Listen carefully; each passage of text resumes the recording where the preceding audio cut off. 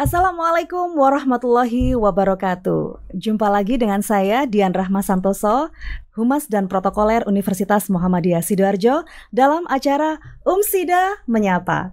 Dan kali ini kita akan mengenal kembali lebih dekat lagi dengan Fakultas Kedokteran yang baru saja izin operasionalnya kita terima di tanggal 11 lalu.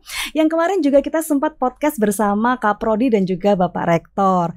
Nah, kali ini kalau yang kemarin itu dengan bapak-bapak, kalau yang ini dengan Srikandinya Umsida. Siapakah mereka? Mereka adalah Dr. Rifda Safirani. Beliau adalah Medical Education Unit di FK Umsida. Kita sapa dulu ya, Sobat Kampus. Apa kabar, Dokter? Sehat? Alhamdulillah, makin bersinar nih, Dok ya. Dan ada juga Wakil Rektor Bidang Akademik, yaitu Profesor Dr. Hana Caturwahyuni MT. Apa kabar, Prof? Sehat ya, Prof ya? Sehat selalu. Alhamdulillah. Semakin cemerlang, semakin bersinar senyumnya setelah SK turun. Seiring perkembangan Umsida. Oke. Baik.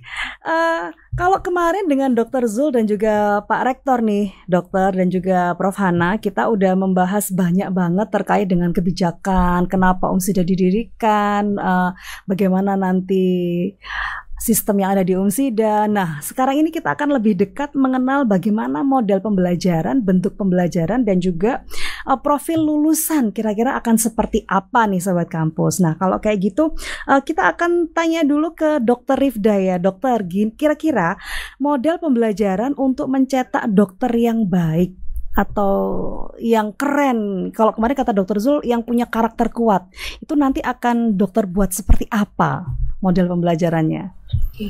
Jadi untuk di Fakultas Kedokteran ini nantinya kita akan bagi menjadi 2 tahap. Yang pertama ada tahap sarjana. Ini akan berlangsung selama 4 tahun atau 8 semester. Kemudian di tahap profesi nanti akan berjalan selama 2 tahun atau 4 semester.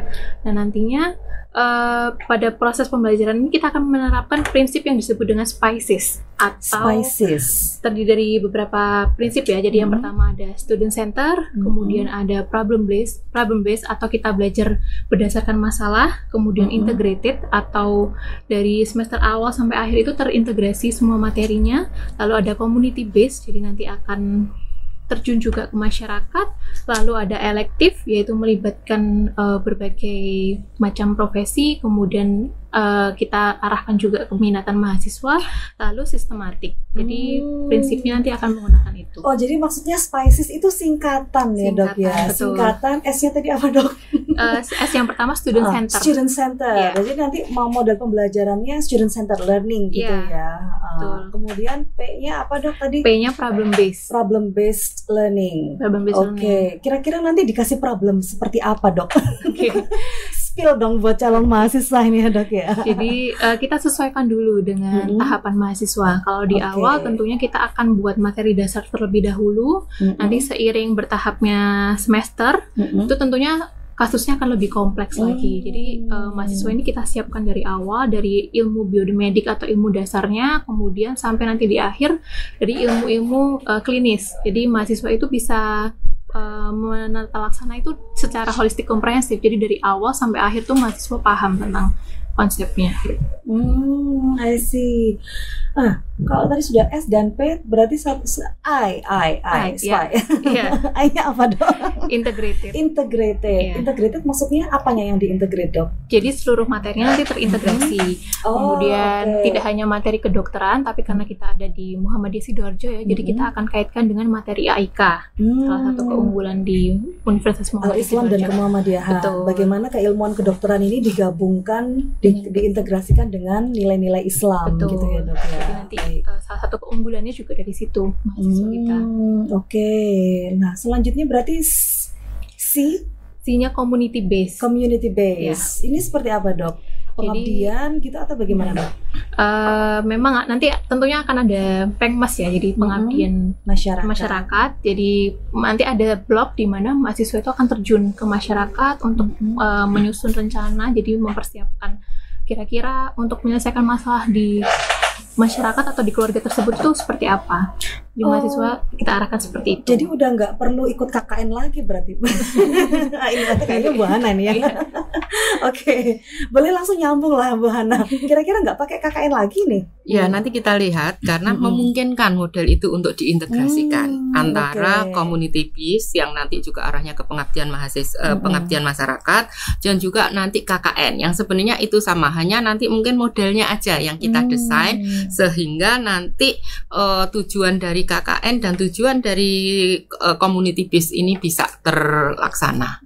Bisa seiring sejalan selaras gitu ya Bu. Prinsipnya di Umsida ini terutama di pembelajarannya untuk FK ini sebenarnya kita menggunakan yang efektif dan efisien seperti itu dengan tujuan tidak mengurangi dari kualitas profil lulusan yang ditetapkan di depan.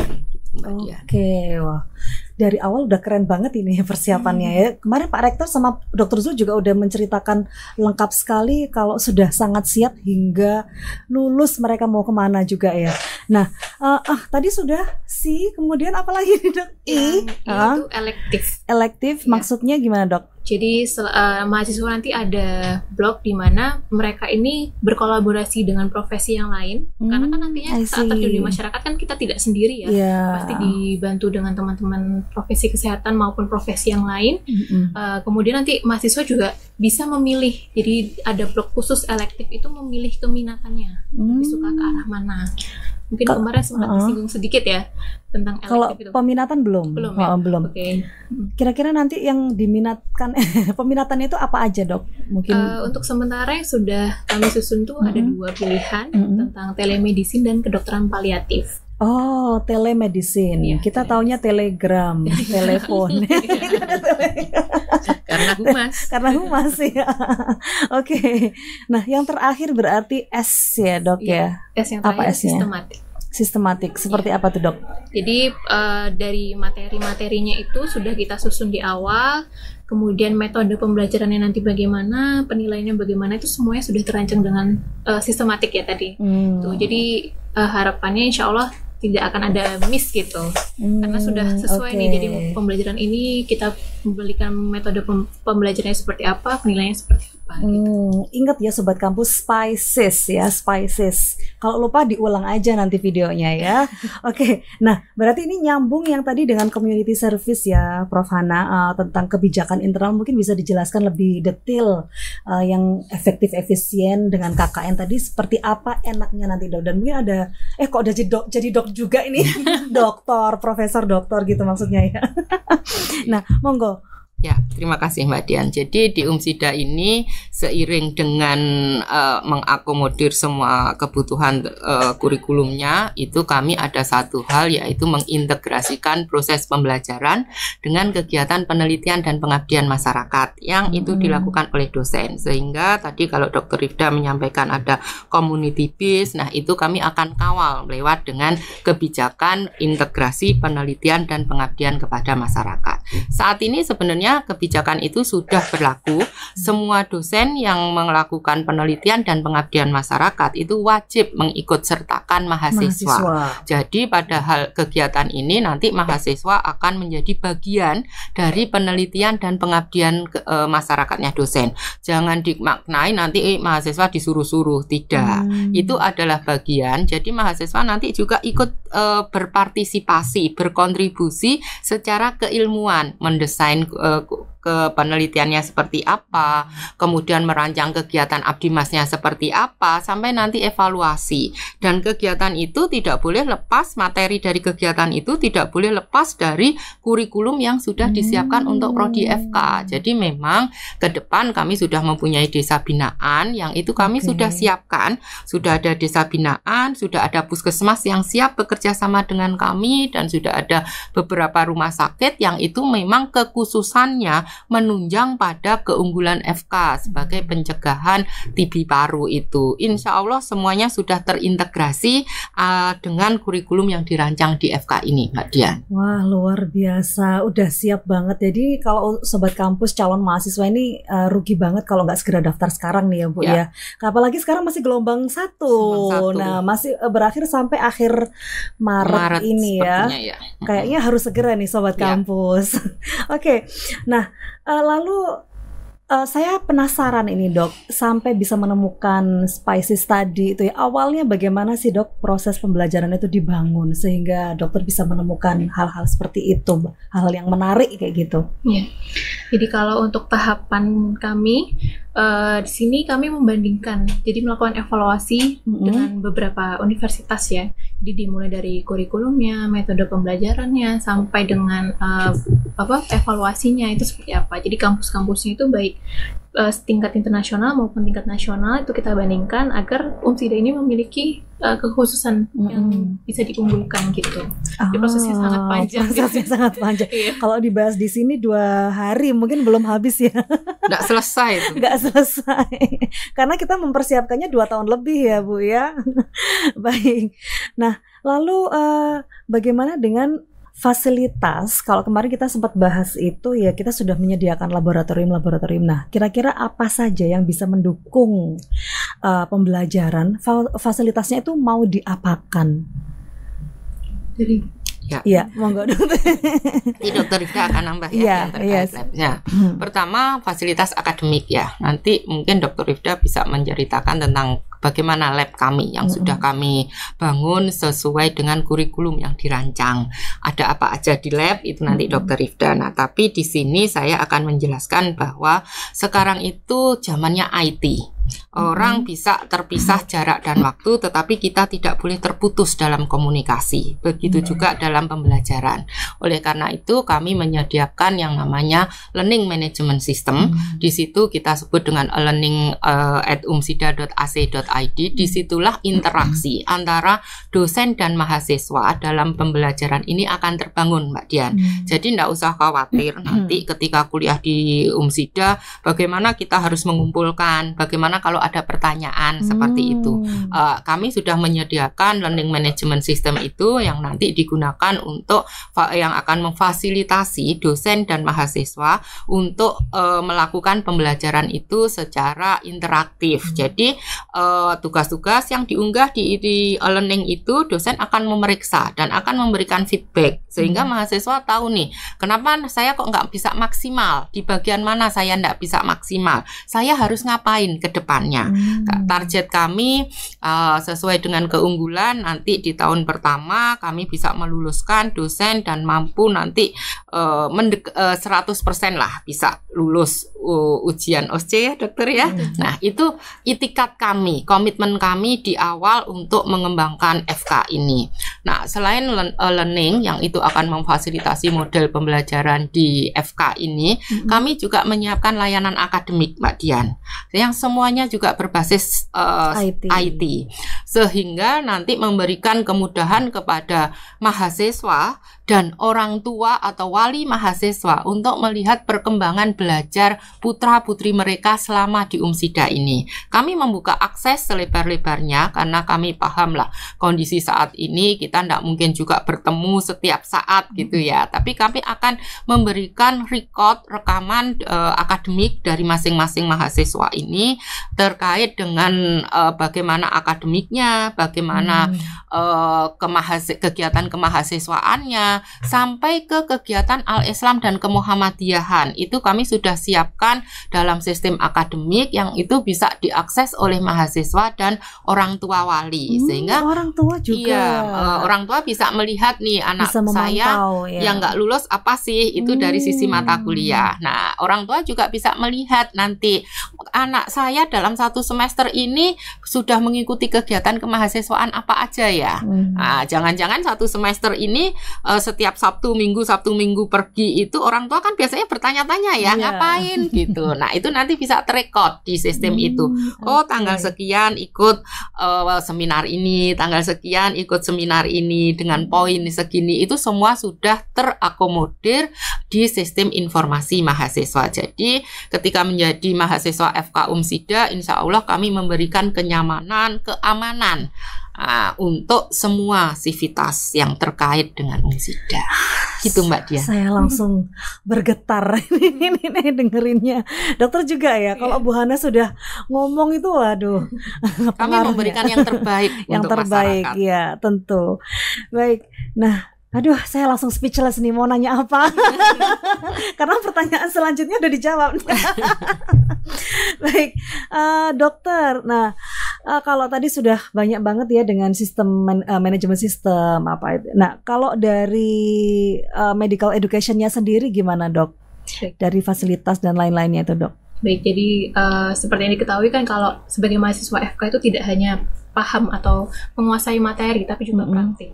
Jadi kalau untuk materi, untuk mendukung pembelajaran, jadi itu kami ada beberapa ruangan kelas, itu ada di GKB 1, yaitu ada 7 lantai, itu isinya ada ruang perkuliahan, ada ruang tutorial, jadi nanti mahasiswa itu akan dibagi ke dalam beberapa kelompok kecil, nantinya juga ada satu dosen pembimbingnya, itu nanti akan membahas materi, seperti yang tadi kita bahas, sempat singgung tadi.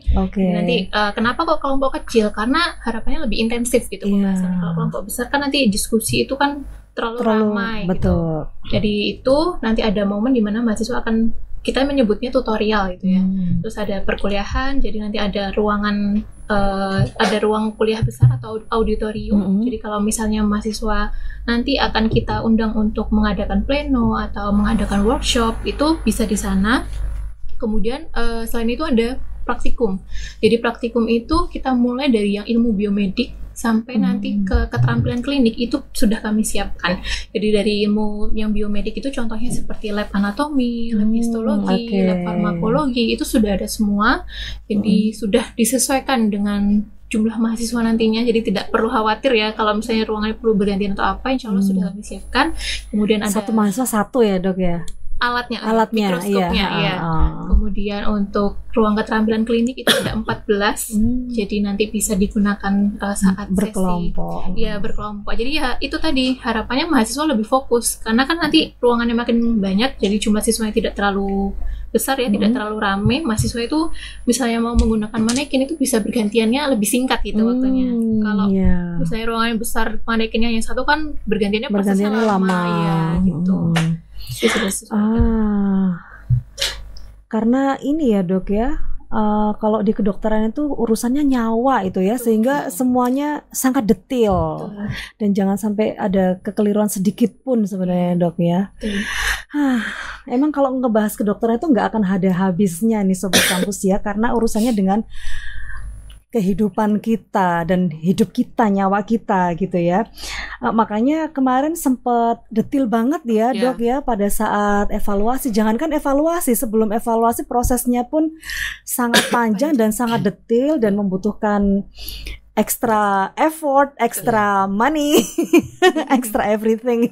Itu yang membuat kami kenapa benar-benar menyiapkan FK ini, karena terkait dengan masalah kesehatan. Nah, di masalah kesehatan itu nanti kesalahan sedikit aja akan fatal akibatnya. Kami menghindari itu semua, Mbak Dian sebenarnya. Sehingga di awal itu dari mulai fasilitas, kurikulum dan yang lainnya sampai SDM dosen itu kami pilihkan yang terbaik. Sehingga nanti benar-benar apa yang tercetak, yang dihasilkan dokter yang dihasilkan oleh UMSIDA itu benar-benar sesuai dengan profil dan benar-benar sesuai dengan kebutuhan, cita-cita dari masyarakat, seperti itu. Terjamin kebermanfaatannya, seperti itu yang kami inginkan. Amin, amin. Semoga ya Bu ya, nanti setelah mahasiswa lulus bisa sesuai dengan yang kita harapkan. Baik Sobat Kampus, yang ingin memberikan pertanyaan bisa langsung aja chat di WhatsApp-nya UMSIDA ya, sudah pasti tahu kan ya. Silakan langsung aja scroll di webnya UMSIDA ya. Di situ ada nomor WhatsApp, silakan langsung di chat di sana. Nanti akan kami bacakan. Nah, baik. Nah, lanjut ke, kalau tadi sudah dipersiapkan seperti itu ya, Dok ya, dan juga Bu Hana ya. Nah, kira-kira nanti profil lulusan yang tadi digaung-gaungkan berbeda dengan univ yang lain tuh bedanya seperti apa nih? Mungkin dokter bisa mengawali. Jadi kalau untuk profil itu kan kami menyesuaikan dengan apa yang disampaikan oleh WHO. Jadi ada 5 stars dokter gitu kita. 5 stars dokter. 5 stars dokter kita menyebutnya. Namun di UMSIDA ini kita spesifikkan lagi. Yang pertama itu kan ada care provider. Jadi mahasiswa care itu provider. Nantinya lulusannya akan mampu memberikan pelayanan yang holistik dan komprehensif. Jadi dimulai dari diagnosis, kemudian penata laksanaannya, lalu pencegahannya. Jadi nanti kita arahkan khususnya ke pencegahan tuberkulosis paru. Kemudian yang kedua itu ada decision maker atau pembuat keputusan. Jadi mahasiswa itu nanti ketika lulus mampu menjadi seorang dokter yang membuat keputusan dan mempertanggungjawabkannya. Tuh, jadi nanti juga diarahkan ke kedokteran pencegahannya. Lalu ada komunikator. Jadi mampu memberikan informasi maupun advice kepada masyarakat. Nanti kita kaitkan dengan pencegahan tuberkulosis paru, karena kan pencegahan ini yang dibutuhkan yang utama itu kan adalah komunikasi. Bagaimana kita bisa menyampaikan dengan baik ya, karena mungkin dari teknik komunikasinya, penggunaan bahasanya itu kan juga perlu kita sesuaikan. Lalu yang keempat itu ada community leader, jadi sebagai penggerak masyarakat. Nantinya kan karena memang kita ke pencegahan ya, jadi kita arahkan untuk pencegahan itu tidak hanya dari kitanya aja, dari dokternya aja, tapi nanti kita arahkan masyarakat itu juga berkontribusi gitu, berperan aktif untuk pencegahan penyakit, khususnya ke pencegahan tuberkulosis paru. Sehingga bisa dua arah ya, Dok ya. Iya, betul.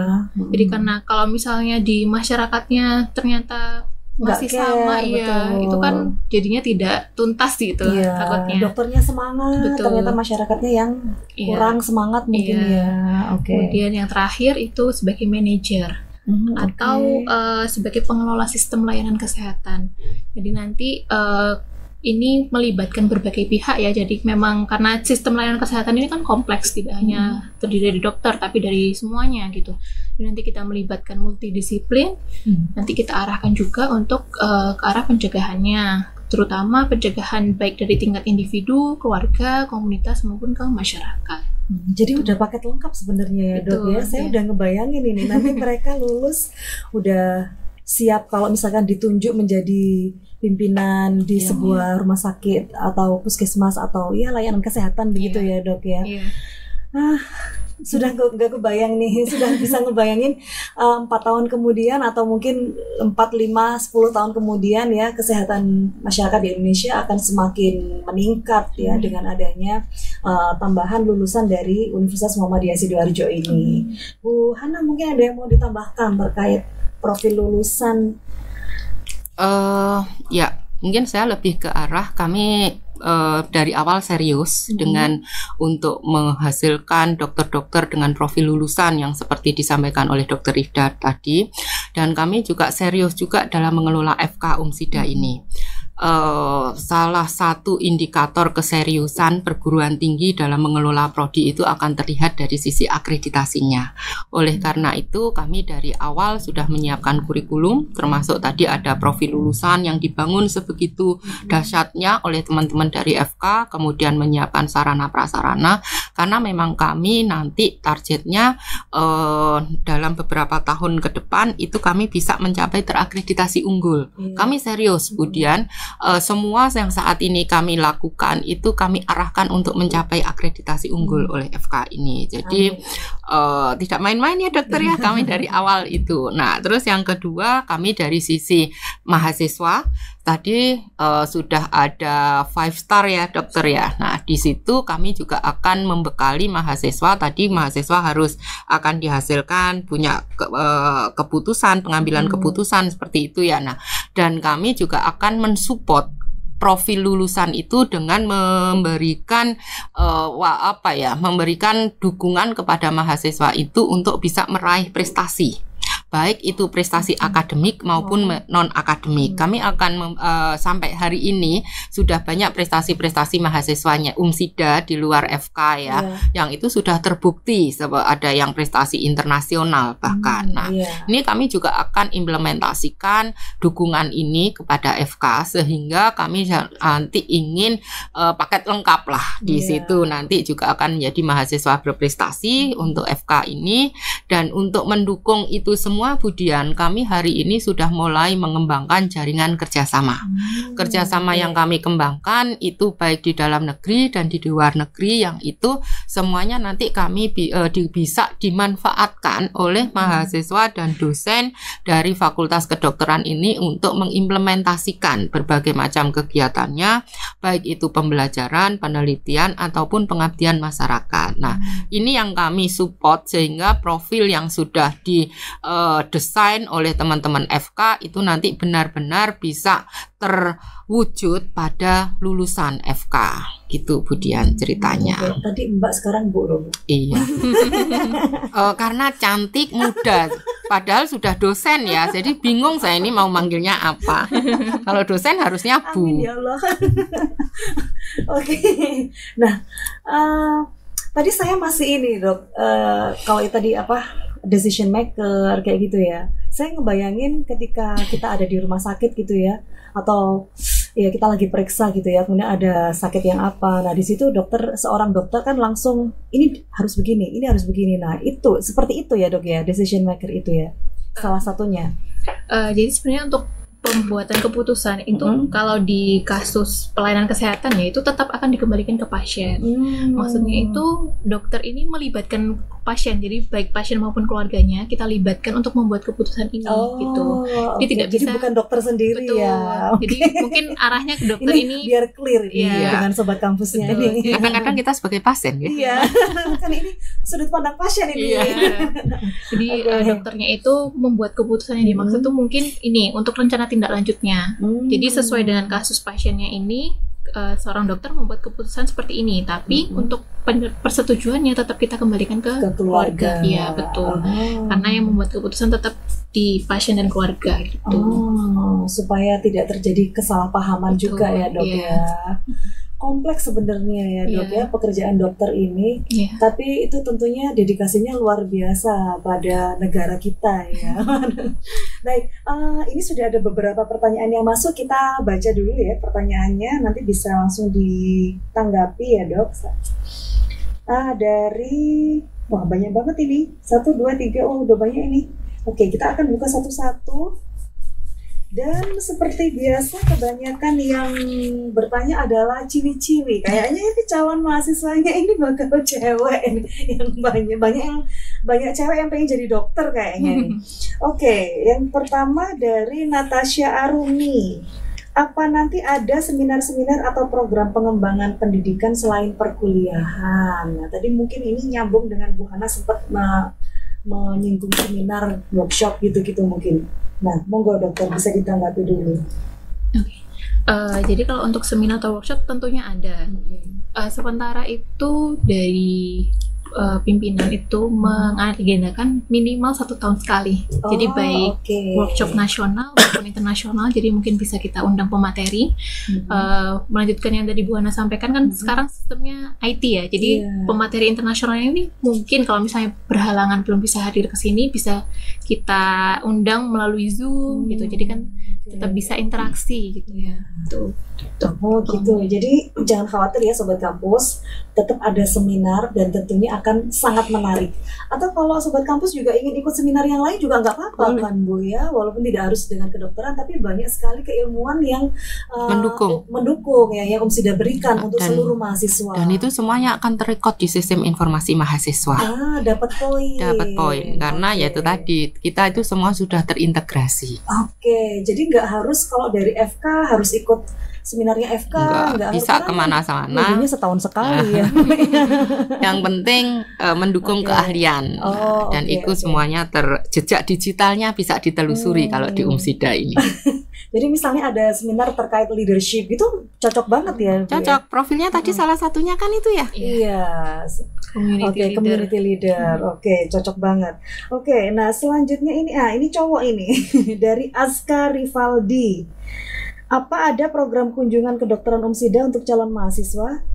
Maksudnya gimana ini ya? Apa ada program kunjungan kedokteran Umsida untuk calon maksudnya pengen melihat mungkin ya sarana prasarana kayak dulu kita ada wisata kampus mungkin ya. Boleh ya Bu ya, boleh banget. Jadi misalnya sobat kampus dari SMA mana ya atau SMK ya yang membidangi kesehatan atau apapun ya, kalau misalnya sangat curious dengan FK Umsida, silakan aja langsung dari sekolahnya bisa membuat surat yang akan tur kampus. Ya, tur kampus ya. Berapa jumlah siswanya, gurunya yang ikut berapa, silakan satu sekolah pun boleh. Insya Allah muat Om Sida ya. Insya Allah. Kami harus mengagendakan yang namanya menerima tamu itu kan orang Jawa katanya yo gubuh gitu ya. Nah itu bentuk penghormatan kami, sehingga kami kenapa harus bersurat, karena itu tadi agar kami bisa menyiapkan, memberikan yang terbaik untuk tamu kita. Jadi Sobat Kampus jangan dadakan ya kayak tahu bulat. Ntar di sini nggak ada apa-apa. Kita nggak ada persiapan apa-apa untuk menyambut Sobat Kampus semuanya. Oke, selanjutnya dari Naura Atalia. Nah, apakah lulusan kedokteran Sida bisa langsung kerja di rumah sakit? Tentunya bisa. Tentunya bisa. Nanti tinggal mahasiswa ini maunya kemana arahnya. Entah mau langsung kerja atau mau lanjut sekolah lagi. Sekolah pun juga terbuka ya, ada untuk S2, spesialis. Jadi sangat luas arahnya nih kedokteran itu.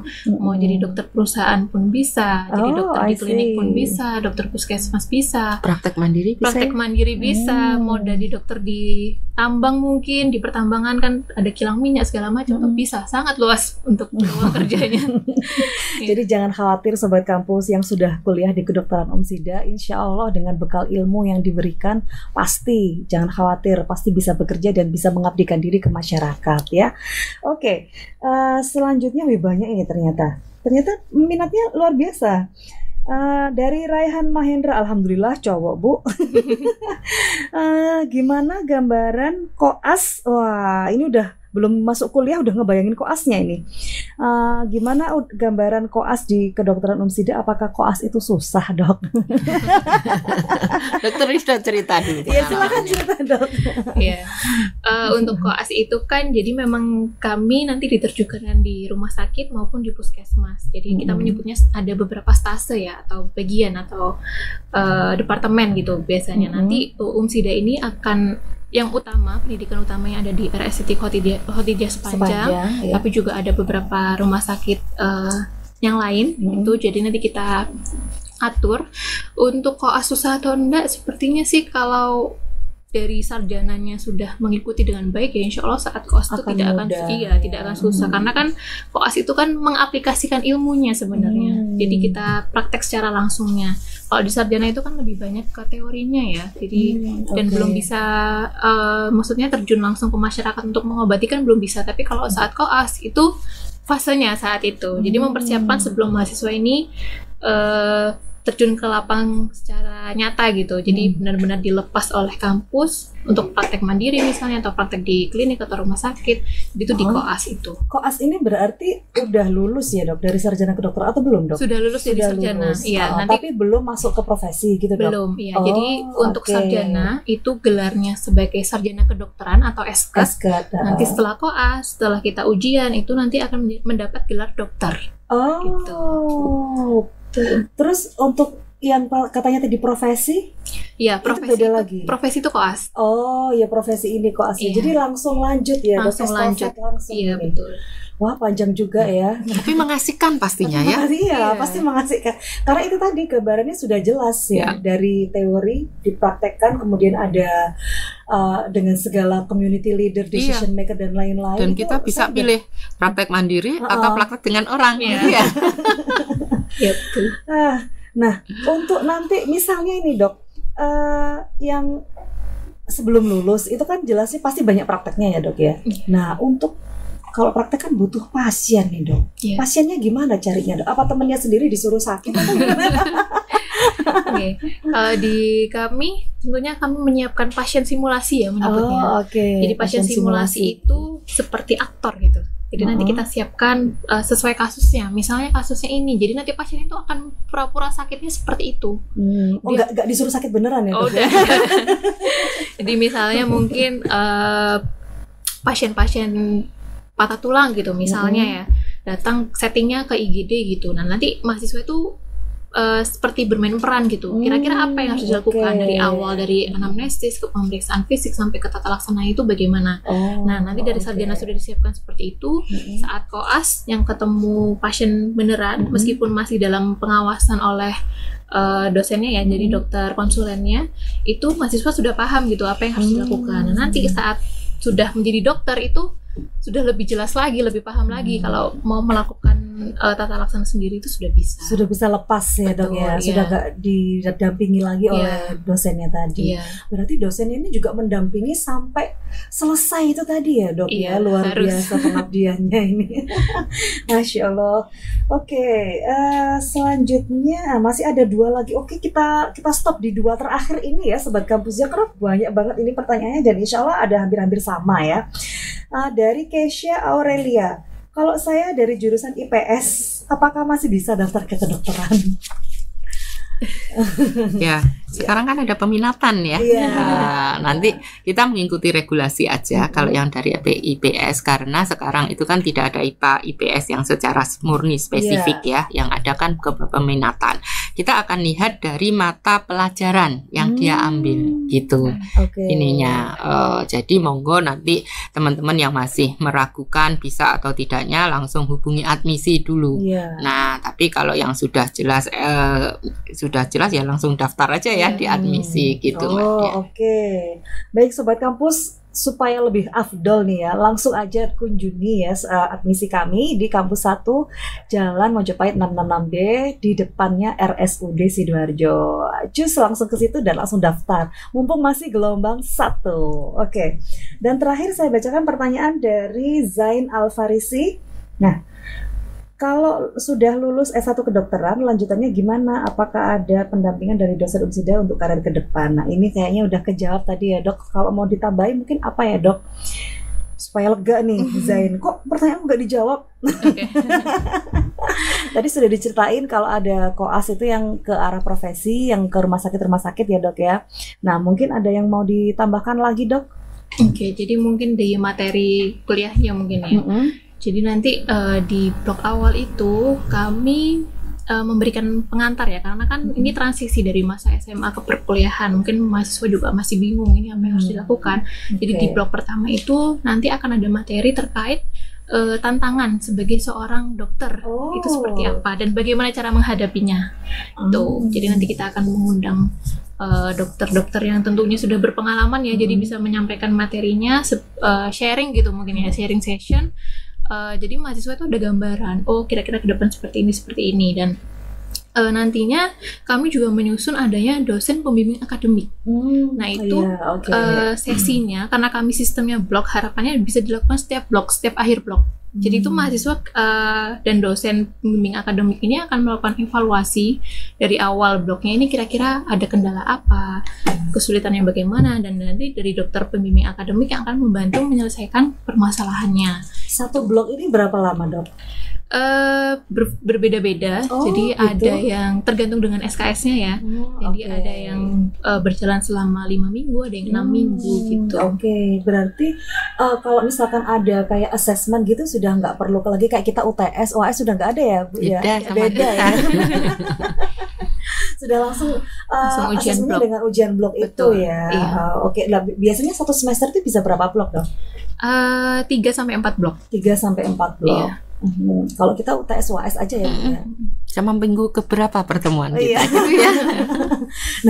Nah kalau di kedokteran kira-kira jumlah pertemuannya apakah sama dengan yang non kedokteran ini? Apakah sama 16 pertemuan atau 16 pertemuannya sama, namun kita padatkan. Jadi misalnya satu blok ini harusnya 16 minggu, tapi karena SKS-nya hanya 4, dan kalau 4 SKS kan kurang lebih mungkin berlangsung selama 5 minggu ya, jadi kita padatkan gitu.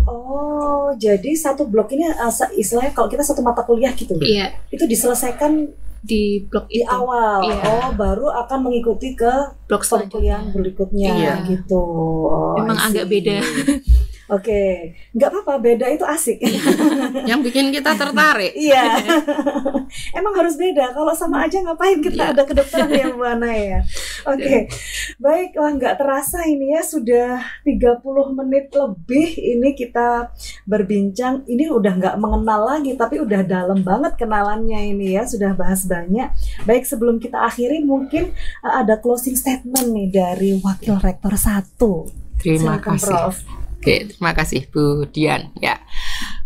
Teman-teman sahabat UMSIDA, dengan adanya Fakultas Kedokteran UMSIDA ini, dengan adanya keunggulan Fakultas Kedokteran yang sudah diceritakan banyak oleh teman-teman dari FK, kami mengundang calon mahasiswa untuk bisa ikut bergabung sebagai bagian dari keluarga besar UMSIDA di Fakultas Kedokteran UMSIDA yang nantinya akan bisa menjadi dokter yang unggul dan profesional sehingga bisa menjadi bagian untuk berkontribusi memberikan solusi pada permasalahan kesehatan yang ada di masyarakat. Selebihnya monggo kunjungi kami di admisi@umsida.ac.id.